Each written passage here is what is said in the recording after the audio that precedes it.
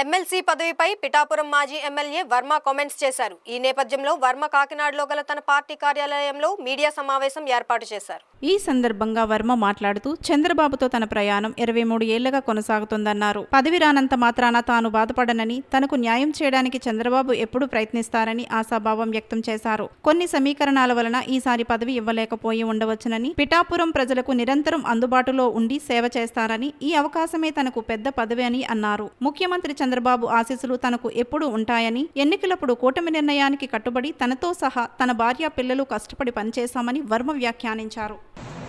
మన కుటుంబం అంతా కూడా గౌరవ కేంద్ర పార్టీ అధ్యక్షులు ముఖ్యమంత్రి చంద్రబాబు నాయుడు గారితో మన ప్రయాణం 23 సంవత్సరాలు అవును కదా, 23 సంవత్సరాలు మనం సార్తో ప్రయాణం చేస్తున్నాం. 23 సంవత్సరాలు నిరంతరం మనం ప్రజలకు అందుబాటులో ఉంటూ, మనకి అధికారం ఉన్నా లేకపోయినా ప్రజా సమస్యల మీద పోరాడుతూ, ఒక కుటుంబంలాగా చంద్రబాబు కుటుంబంలా మనందరం కూడా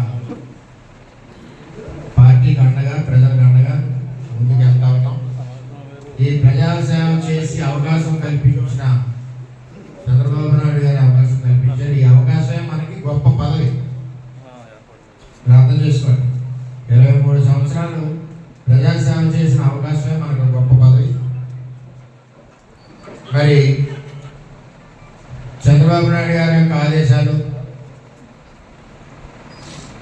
మన భవిష్యత్ రథసారథి యువ నాయకుడు లోకేష్ గారి యొక్క ఆదేశాలు, నిర్ణయానికి